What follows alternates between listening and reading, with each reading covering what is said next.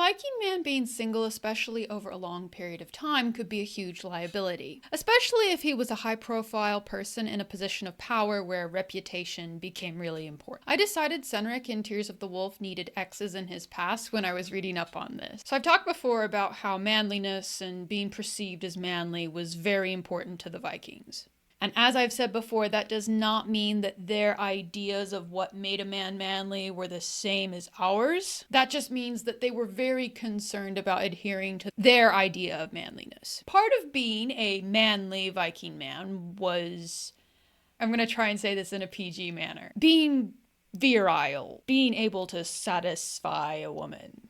The Vikings bundled that in with their checklist of a whole bunch of other things that made a man a man. And if a man was single over an extended period of time, that could make him appear unmanly, which would mean that he was weak and unfit for leadership, at least to their way of thinking at the time. The most famous example of this is probably Duke William. Whether you consider him to be a quote-unquote Viking or not, he was a descendant of Rollo, and he was very much a warlord, so we can call him Viking adjacent if you prefer. But Duke William remained single for a while. In his defense, he had a lot of things going on, but for a long time he didn't have a wife. And it became a concern because people, including his enemies, started asking, was he a real man? What was wrong with him? And this was after Duke William had already won several battles, had already proven himself to be a competent military commander.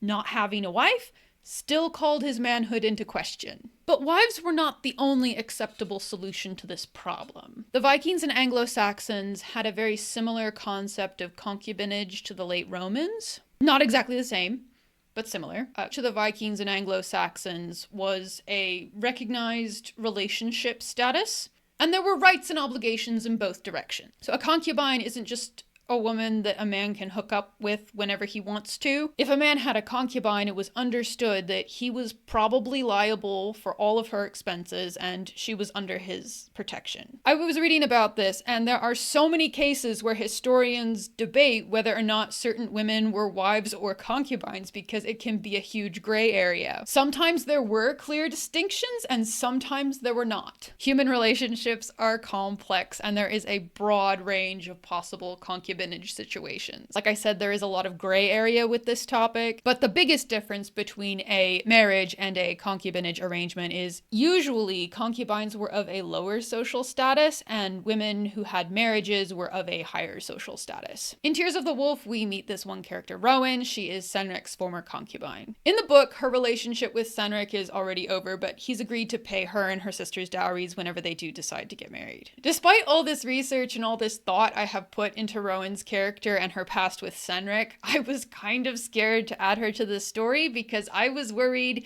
it would make readers mad that Cynric had a concubine. But I do like what she adds to the story, and early readers in Elizabeth's Legion have had positive feedback so far. Tears of the Wolf is my upcoming fantasy romance releasing in February 2025.